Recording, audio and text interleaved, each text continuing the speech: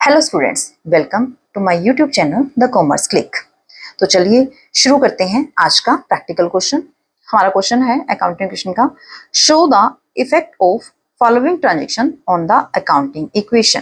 ठीक है कि हमारी जो ये नीचे ट्रांजेक्शंस दी गई है इनका हमने इफेक्ट दिखाना है कि अकाउंटिंग इक्वेशन के ऊपर क्या पड़ता है।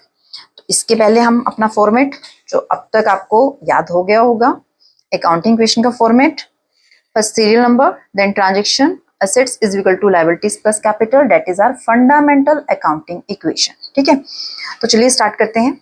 सबसे पहले हम अपनी फर्स्ट ट्रांजेक्शन जी ये है, हम सबसे पहले क्या करते हैं, यहाँ पर लिखते हैं फर्स्ट बिजनेस स्टार्ट किया है मोहन ने।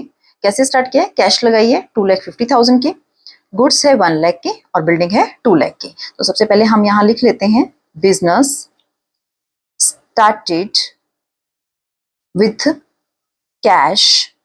कैश कितने रुपीस की है, 2,50,000, यहां लिख दिया। गुड्स है हमारी कितने रुपीस की हैं, goods rupees 1 lakh. Okay, and building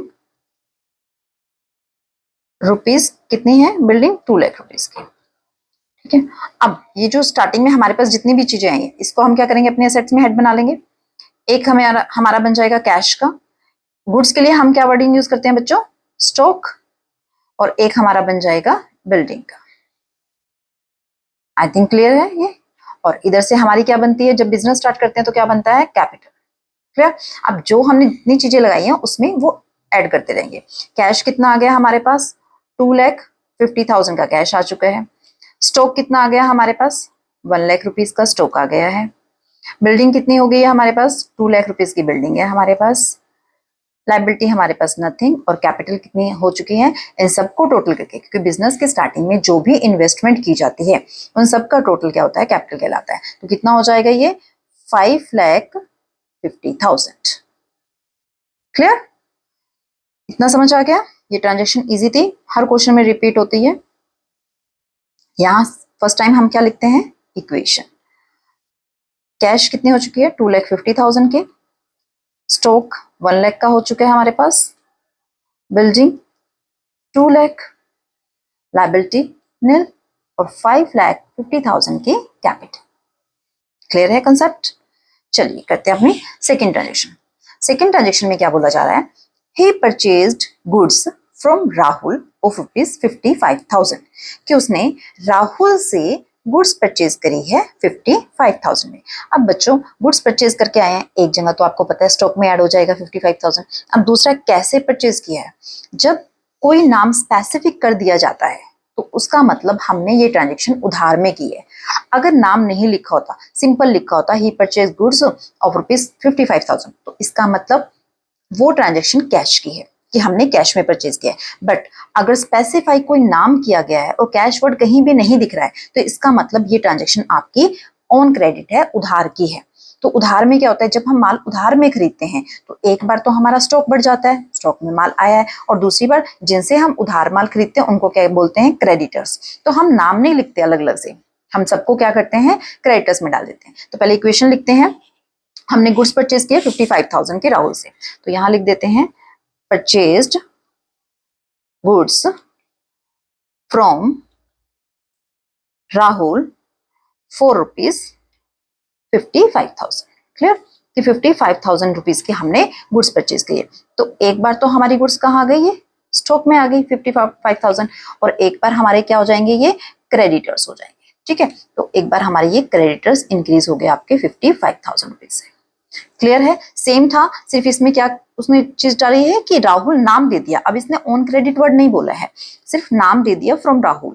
तो जब नाम आए तब भी अपने ट्रीटमेंट ऐसे ही करनी है जब से आपने उधार माल की हुई है, बाकी किसी हेड में कोई चेंज नहीं। चलिए बनाते हैं अपनी न्यू ट्रांजेक्शन, हमारी न्यू इक्वेशन। पहली बार में इक्वेशन, उसके बाद न्यू इक्वेशन।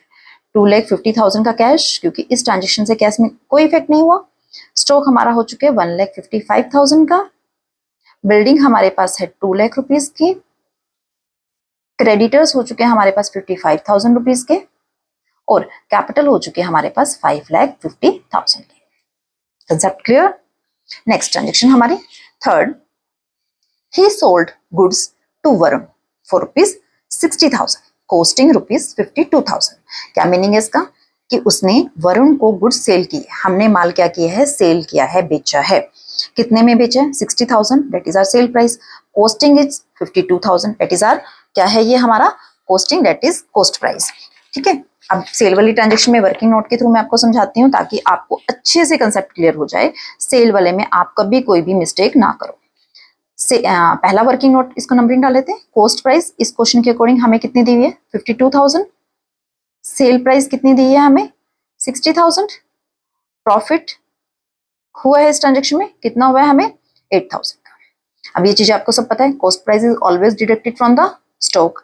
सेल प्राइस कैसे सेल किया, वरुण को, नाम आ गया तो सेम जो भी आपको ऊपर समझाया गया, तो ये उधार का है। और जब हम क्रेडिट में, उधार में सेल करते हैं तो क्या बनते हैं, हमारे डेटर्स बनते हैं। तो ये अमाउंट डेटर्स में चली जाएगी आपकी, और ये जाकर किस में हो जाएगी, कैपिटल में प्लस। ठीक है, तो 52,000 वाला हमने 60,000 में सेल किया है। तो सबसे पहले हम इसको लिख लेते हैं,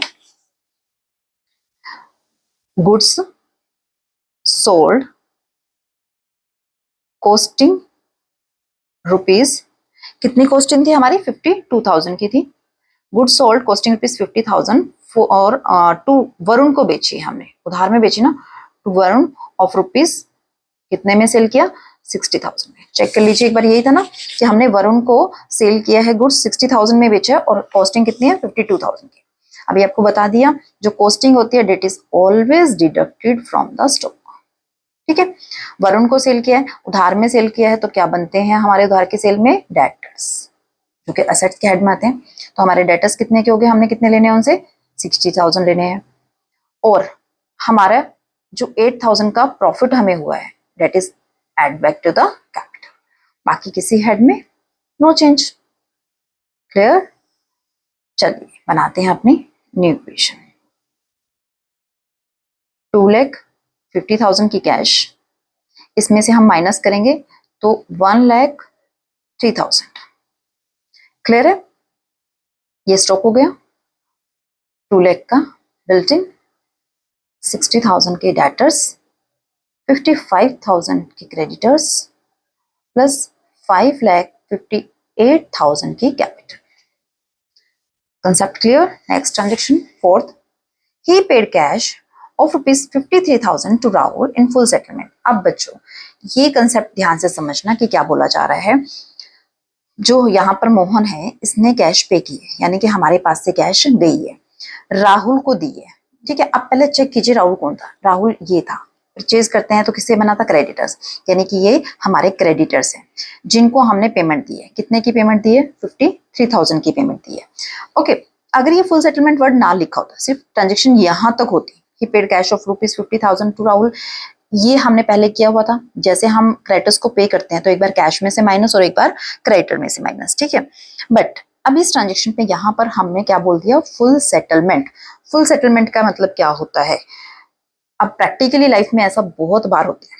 ठीक है, मैं एक एग्जांपल से आपको समझाती हूँ। मान लीजिए हमने कहीं से उधार सामान हम खरीद के लाते हैं। ठीक है, बहुत बार ऐसा होता है, हम कहीं से हमने कोई भी सामान खरीदा और उधार में खरीदा, हम उसको बोलते हैं कि अभी आप पैसा नोट डाउन कर लीजिए और हम आपको बाद में दे देंगे। सपोज आपने पूछा कितने का है, वो कहता है 520 का है, आप कहते हो चलो नोट डाउन कर लो, मैं आपको दे जाऊंगा। ठीक है, उस बंदे ने अपने वहां क्या रिकॉर्ड कर लिया, आपका नाम लिखा और आपके नाम से चढ़ा दिए, 520 रुपीज आपसे लेने हैं। क्लियर। अब एक्चुअली में होता क्या है, हम जाते हैं, मान लीजिए 2 दिन बाद या 4 दिन बाद, जब भी हम पैसे देने गए, हम पूछते हैं हाँ जी हमने आपको 520 देते हैं। मैक्सिमम ऑफ टाइम हम क्या करते हैं, 500 उसको देते हैं और बोलते हैं बस ठीक है अब और नहीं देंगे, हमारा आपका हिसाब हो गया। क्लियर है बच्चों, समझ आ रही है बात। ऐसा ही होता है ना रियल लाइफ में कि हमने किसी को 520 देना है तो हम उसे कहते हैं छोड़ो ना 20 रुपए क्या लोगे, आप 500 का नोट लीजिए और बस हो गया, फुल सेटलमेंट होगी, अब इसके बाद हम कुछ नहीं देंगे। अब अगर वो जो पर्सन है जिसने आपको माल बेचा है वो 520 के नाम से आपके नाम के सामने उसने लिख रखे थे, अगर वो वहां से 500 रुपए माइनस करेगा तो वो आपके खाते में क्या दिखाता रहेगा कि मैंने आपसे 20 रुपए लेने हैं, बट आप तो उसे क्या कहकर आए हो कि बस अब मैंने आपसे कुछ नहीं देना आपको, बस हो गया हिसाब। ठीक है, तो उस पे वो क्या करेगा, पूरे पे काटा मारेगा ना। 520 उसने अगर लिखे होंगे तो वो पूरे को क्रॉस कर देता है। रियल लाइफ में यही होता है ना, जब हम दुकान पे जाते हैं 520 उसने लिखे हुए थे, आपने 500 का नोट दिया, वो पूरा काटा मार देता है, भाई बंदे ने 520 ही दे दिए। तो इस टाइम ये ध्यान रखना है बच्चों कि फुल सेटलमेंट के टाइम पे उसने कितनी कैश पे की है, ये तो हमारे पास कैश में से चला जाएगा, हम कैश पे कर कह रहे हैं क्योंकि इस ट्रांजेक्शन में ये दोनों केस में हो सकता है, जब हमें कैश मिलती है तब भी ऐसा हो सकता है फुल सेटलमेंट वाला, और जब हम कैश पे करते हैं तब भी ऐसा हो सकता है, ठीक है। तो अब हमने कैश इसमें पे किया क्रेडिटर्स को, अब क्रेडिटर्स को हमने कितनी देनी थी 55,000, हम उसको 53,000 कहकर देकर बोल रहे हैं कि बस अब हिसाब खत्म हो गया, मैं और नहीं दूंगा। क्लियर हो रही है बात? तो कैश तो गई आपके पास से 53,000 की, जबकि देने कितने थे, काटा कितने पे मरवा रहे हो आप, 55,000 पे कह रहे हो कि अब और नहीं देंगे, तो 2,000 का आपको क्या हो गया, प्रॉफिट हुआ कि नहीं हुआ? क्लियर हुआ ये कॉन्सेप्ट कि हमने राहुल को 55,000 देने थे, 53,000 हम उसको कैश एक्चुअल में देकर आए हैं और उसको बोल दिया बस बहुत हो गया, फुल सेटलमेंट हो गई है, अब इसके बाद हम पैसा नहीं देंगे आपको, इस ट्रांजेक्शन का तो खत्म हो गया है ट्रांजेक्शन। तो 2,000 का आपको इस ट्रांजेक्शन में बेनिफिट हुआ है, आपको प्रॉफिट हुआ है। तो क्लियर है? अब हम यहाँ पर इसको लिखते हैं, पहले ट्रांजेक्शन को लिखते हैं, cash paid ₹53,000 to Rahul in full settlement. Clear हो रहा है बच्चों? अब कैश कितनी जाएगी 53,000 पे, तो हम कैश तो 53,000 ही देकर आए हैं ना। अब राहुल कौन थे हमारे क्रेडिटर्स की लिस्ट में थे, तो पता है ना हमें, यहाँ पर थे। अब यहाँ से कितने माइनस करोगे, यहाँ से 53 मत कर देना, यहाँ से पूरे 55,000 होंगे। अगर यहाँ से आपने 53 माइनस करे तो 2,000 वो यहाँ दिखाते रहेंगे कि हमने देने हैं, जबकि हम तो उसे बोला है कि फुल सेटलमेंट हो गई है, अब हम और नहीं देंगे। तो जो आपने 2,000 रुपए कम दिए हैं राहुल को, तो आपका तो क्या हो गया, प्रॉफिट हो गया ना, आपने 2,000 कम पे किया। तो प्रॉफिट हमेशा क्या होते हैं, कैपिटल में ऐड होते हैं, ठीक है। बाकी किसी ट्रांजेक्शन में नो चेंज। क्लियर है बेटा ये कंसेप्ट? फुल सेटलमेंट में जितने भी हमने देने थे उसको, ये पूरा हमें लेस करना पड़ेगा, जितने हम उसको एक्चुअल में पे करके आए, जितने पास से हमारा कैश गया है उतना हम कैश में से माइनस करेंगे, और जो भी हमें बेनिफिट हुआ है, जब हम क्योंकि कम पे करेंगे तो हमें बेनिफिट ही होगा ना, तो बेनिफिट जो प्रॉफिट हुआ है ये हमारा कैपिटल में ऐड हो जाएगा, ठीक है। लिखते हैं अपनी न्यू इक्वेशन। अब कैश हमारे पास 250 था, उसमें से हम 53 दिया है, तो कितना रह गया हमारे पास 2,47,000। स्टॉक हमारे पास इसमें तो कोई चेंज ही नहीं हुआ, 1,03,000 का। बिल्डिंग में नो चेंज, 2,00,000 रुपीज। डेटर्स 60,000। अब देखिए क्रेडिटर्स कितने हो गए, 0। हमने ये तो बोला था ना कि अब आपका और हमारा हिसाब खत्म हो गया, फुल सेटलमेंट कर दिया, अब हम आपको और कोई पैसा नहीं देंगे, तो ये नील होने चाहिए। 550 में हमने 2,000 कर लिया, तो 5,60,000 ये हमारी कैपिटल हो चुकी है। क्लियर? चलिए करते हैं अपनी नई transaction. Fifth, received cash of ₹59,000 from Varun in full settlement. अब ये भी यही है कि आपने वरुण से आपको कैश आई है, पहले अब चेक कीजिए, जब फुल सेटलमेंट वाला होता है ना, तो हमें जरूर चेक करना है कि हमने उससे लेना कितना था या देना कितना था, जो भी ट्रांजेक्शन के अकॉर्डिंग है। अब इसमें हमें कैश मिल रही है, ठीक है। अब वरुण से देखिए हमने माल बेचा था, सेल किया था, तो वरुण किसके अंदर आया होगा, डेटर्स के अंदर, ठीक है। तो वरुण से हमने कितना लेना था, 60,000 लेना था, ये है ना। देखो वरुण से कितना है हमारे पास, 60,000 था, ये लिखा हुआ है यहाँ पर कि वरुण को हमने 60,000 का माल सेल किया था, तो हमने उसे 60,000 लेना था। अब वो हमें 59,000 दे रहा है और बोल रहा है फुल सेटलमेंट होगी, कि इसके बाद में अब आपको और कुछ नहीं दूंगा। हमने लेना तो 60,000 था, कैश कितनी आई हमारे कॉलम में, कैश में तो 59,000 आया हमारे पास, तो हम 59,000 ऐड करेंगे। अब वरुण जब फुल सेटलमेंट कर रहा है तो उसके में से तो पूरा हमें माइनस करना पड़ेगा ना, 60,000 जो हमने उसके नाम से लिखा हुआ है वो पूरा माइनस कर देंगे। तो हमें क्या हुआ है, 1,000 का नुकसान हो गया ना। किसी पर्सन से हमें आना तो 60,000 रुपीज था, पर आया सिर्फ 59,000 रुपीज है, तो 1,000 का हमें तो लॉस हो गया, तो वो लॉस कहाँ जाएगा, कैपिटल में से माइनस, ठीक है। तो अब इसको लिखते हैं हम यहाँ पर, cash received of ₹59,000 from Varun in full settlement। Clear है कि फुल सेटलमेंट में हमें 59,000 की कैश मिली। कैश एक्चुअल में कितनी आई, वही तो हमारे कैश में ऐड होगी ना, 59,000 हमारे पास कैश आ गई। अब वरुण डेटर में था ना, ये लिखा था ना हमने जब वरुण को बेचा था, तो ये 60,000 हमने डेटर में लिखे थे, तो ये डेटर में से हमें क्या करना पड़ेगा, 60,000 पूरे माइनस करने पड़ेंगे। क्या अब हमने इनसे कुछ भी नहीं लेना, क्योंकि इसने तो बोल दिया फुल सेटलमेंट है, ये तो बिल्कुल नहीं लोगे, इन्होंने कुछ नहीं देना। अब जो हमें 1,000 का नुकसान हो गया है, वो 1,000 का हम लॉस कहाँ से कर देंगे, अपनी कैपिटल में से माइनस, क्योंकि लॉस से कैपिटल कम होती है और प्रॉफिट से कैपिटल बढ़ती है। क्लियर है? बाकी किसी भी हेड में नो चेंज। इससे हम अपनी न्यू इक्वेशन फॉर्म करते हैं। यहां लिखते हैं हम अपनी न्यू इक्वेशन। कैश आ गई है, चेक कीजिए कितनी हो गई है, 3,06,000 की। स्टॉक हो चुके हैं 1,03,000 का। बिल्डिंग हो चुकी है 2 लाख की। अब डेटर कितने हो गए? डेटर 0 नील हो गए ना, उन्होंने हिसाब कर दिया। 60,000 देना था, उन्होंने 59,000 देके बोला बस फुल सेटलमेंट हो गई। क्रेडिटर्स की भी हमने कर दी थी ऐसी फुल सेटलमेंट। अब कैपिटल कितनी हो गई है? ये हो जाएगी 5,59,000।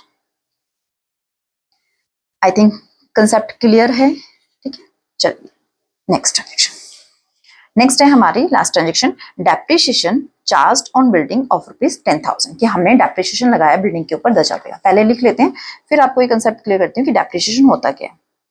Charged depreciation on building of ₹10,000 कि 10,000 रुपए का हमने डेप्रिसिएशन जो है बिल्डिंग पर चार्ज किया है। अब पहले तो डेप्रिसिएशन पता होना चाहिए, ये जो है होता क्या है। डेप्रिसिएशन क्या होता है? जब हम किसी भी फिक्स एसेट्स को यूज करते हैं, ठीक है, तो एक टाइम के बाद उसकी वैल्यू कम हो जाती है। हम कोई भी एसेट्स ले लें, ठीक है, जैसे हमने अगर आज कार परचेज करी है तो कुछ समय के बाद उसकी वैल्यू कम होगी, ठीक है। या फिर हम बिल्डिंग लेते हैं तो बिल्डिंग हम यूज करते हैं, ठीक है ना, यूज करने के बाद धीरे धीरे उसकी वैल्यू क्या होती है? कम होती जाती है। तो जब हम कोई फिक्स असेट्स खरीदते हैं उसकी वैल्यू जो कम होती है, ठीक है, उसको क्या बोला जाता है? डेप्रिसिएशन बोला जाता है। लैंड में डेप्रिसिएशन नहीं लगता क्योंकि लैंड की वैल्यू इंक्रीज होती है। बाकी जितनी भी हम फिक्स असेट्स यूज करते हैं उनकी वैल्यू जो है डिक्रीज होती है, इसलिए उन सब पर मैक्सिमम क्या लगाया जाता है? डेप्रिसिएशन कैलकुलेट किया जाता है। धीरे धीरे उसकी वैल्यू कम होती जाती है। तो डेप्रिसिएशन एक खर्चा है जिससे हमारी क्या हो रही है? बिल्डिंग की वैल्यू कम हो रही है, ठीक है। बट इसको हम याद रखना बच्चों, नॉन कैश एक्सपेंस बोला जाता है। अगर आपको क्वेश्चन में कई बार आ जाता है give one example of non cash expense, कि ऐसा खर्चा बताइए जो हम कैश में नहीं करते हैं, ठीक है, खर्चा तो है बट कैश में नहीं करते। तो नॉन कैश एक्सपेंसेस का सबसे अच्छा एग्जांपल डेप्रिसिएशन है, क्योंकि इसके लिए हम किसी को कैश नहीं पे करते, ठीक है। डेप्रिसिएशन जो खर्चा है वो हम कैश में कभी भी नहीं पे करते हैं। इससे क्या हुआ? एक तो ये हमारी बिल्डिंग की वैल्यू को कम कर रहा है, ठीक है, तो 10,000 रुपए कहां से कम हो गए? बिल्डिंग से कम हो गए, हमारी बिल्डिंग की वैल्यू कम होगी। दूसरी बात एक्सपेंस है ना, तो एक्सपेंस क्या करते हैं? हमारी कैपिटल को रिड्यूस करते हैं, तो एक बार ये हमारी कैपिटल में से रिड्यूस करेगा, ठीक है, समझ आ गया। डेप्रिसिएशन क्योंकि एक नॉन कैश एक्सपेंस है, हम इसको कैश में नहीं पे करते, इसलिए हमने इसमें कैश में से इसको माइनस नहीं किया। एक तो ये हमारी बिल्डिंग की वैल्यू को कम कर रहा है, किसी भी एसेट्स पे होगा उस एसेट्स में से कम हो जाता है, ठीक है। तो एसेट्स में से कम हो गया जिस के ऊपर भी डेप्रिसिएशन है। लाइक इस ट्रांजेक्शन में हमारा बिल्डिंग के ऊपर है तो बिल्डिंग में से माइनस हो जाएगा। और दूसरा कहाँ है? एक्सपेंस, खर्चे कहाँ से माइनस होते हैं? कैपिटल में से माइनस होते हैं। बाकी किसी हेड पर कोई भी इफेक्ट नहीं है। अब बनाते हैं अपनी लास्ट, क्या बनेगी हमारी लास्ट में? क्या लिखते हैं बच्चों? याद हो गया होगा अब तक, फाइनल इक्वेशन। कैश कितने की है? 3,06,000। 1,03,000 का हमारा स्टॉक है। अब बिल्डिंग कितनी हो चुकी है? 1,90,000 की। डेटर्स नील, क्रेडिटर्स नील, कैपिटल माइनस करेंगे 5,49,000, ये हमारी कैपिटल है। तो ये क्वेश्चन हमारा सॉल्व हो चुका है, ठीक है, इतना ही था ये क्वेश्चन। इसका वर्किंग नोट जो मैंने आपको ये 52,000 वाली गुड्स हमने बेची थी वो वाला बताया था, ये हो गया, ठीक है। अब आपके लिए इस वीडियो में एक काम, पहला तो यही कि जो क्वेश्चन मैंने कराया है ये आपने अच्छे से अपने हाथ से समझ के करना है। कंसेप्ट, जो कंसेप्ट नहीं क्लियर है दोबारा से वीडियो देखनी है और उसको करना है। अब एक प्रैक्टिस क्वेश्चन आपके लिए, ठीक है, ये आप लोगों ने अपने आप सोल्व करना है, इसमें कोशिश करनी है। मैंने थोड़े से इसमें टिपिकल डाले हैं ताकि आप देखते हैं कितना आपको वीडियो समझ आ रही है, आप कितना इसको सोल्व कर पाओगे। तो चलिए अब आपका जो है पिछली वीडियो का प्रैक्टिस क्वेश्चन जो था उसको सोल्व कराते हैं, उसको डिस्कस करते हैं कि क्या था। ये लास्ट वीडियो में मैंने आपको प्रैक्टिस के लिए क्वेश्चन दिया था। क्या क्वेश्चन था हमारा? Analyze the effect of each transaction on the following accounting equation and show that the both sides of accounting equation remains equal। कि आपको नीचे कुछ ट्रांजेक्शन दी गई है, ठीक है, आपने बताना है कि कैसे ये अकाउंटिंग इक्वेशन पे इफेक्ट डालती है और उसके बाद भी हमारी अकाउंटिंग इक्वेशन की दोनों साइडें जो है वो इक्वल रहती है। अब आपको ये देखकर कंफ्यूजन हो गई होगी कि ये मैम ने क्या लिख दिया। असेट्स में लिख दिया cash, inventory, plant and machinery, liabilities plus capital, liability के अंदर क्रेडिटर्स। कुछ नहीं है बच्चों, इक्वेशन बनती है ना, ठीक है, ये इसने एक इक्वेशन बना कर दे दी है। जैसे आप इक्वेशन लिखते हैं सेम वैसे ही हमने यहाँ से क्वेश्चन स्टार्ट करना है। हमने असेट्स लिखनी है लायबिलिटीज एंड कैपिटल में, उसमें ये हेड बनाने है, उसमें ये डाल देनी है। ठीक है, ये हमारी इक्वेशन हो गई है। अब उसके बाद आपने ट्रांजेक्शन लिखनी है अपनी। ये मैं दिखा देती हूँ एक इक्वेशन जैसे मैंने लिखी है यहाँ पे, देखिए एसेट्स लायबिलिटी कैपिटल। एसेट्स के अंदर कैश इन्वेंट्री प्लांट। इन्वेंट्री क्या होता है बच्चों, याद रखना, इन्वेंट्री स्टॉक का ही दूसरा नाम होता है। क्लियर है, इन्वेंट्री क्या होता है, स्टॉक को ही कहा जाता है। तो जो कैश है वो कैश के इसमें, इन्वेंट्री इन्वेंट्री में, प्लांट और मशीनरी इसमें, क्रेडिटर्स का बैलेंस क्रेडिटर्स में और कैपिटल का बैलेंस कैपिटल में। क्लियर, ये बनेगी, ये आपकी इक्वेशन होगी। अब आपको जो ट्रांजेक्शन दी है उसको हमने क्या करना है, इसमें सॉल्व आउट करना है। पहले समझाती हूँ आपको। पहली transaction, goods costing ₹20,000 sold 30,000 on credit. Clear, I think ये बिल्कुल सिंपल ट्रांजेक्शन है। आपने गुड्स सेल की है, 3 चीजें, cost price, sale price, difference, profit. ठीक है, क्रेडिट उधार में बेची है तो जो सेल प्राइस है उधार वाला कहा जाता है, डेटर्स में जाता है। 20,000 जो cost price is always deducted from the stock, यहाँ पर स्टॉक की आपकी इन्वेंट्री, तो यहाँ से माइनस करना है आपने। सेल प्राइस आपने उधार में बेचा है तो डेटर में चला जाएगा। 10,000 का profit is add to the capital, यहाँ पर ऐड हो जाएगा।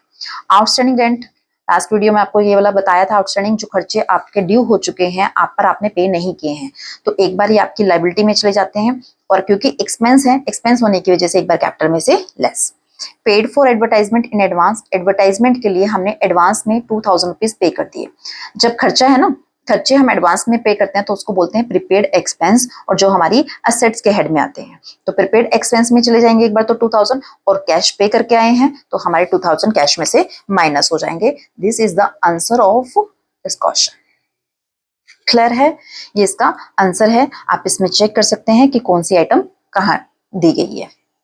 आई होप आपको वीडियो क्लियर हुई होगी, जो कंसेप्ट आपको समझाए गए हैं वो अच्छे से आपको क्लियर हो गए होंगे। Thank you so much. चलो मिलते हैं अपनी नेक्स्ट वीडियो में।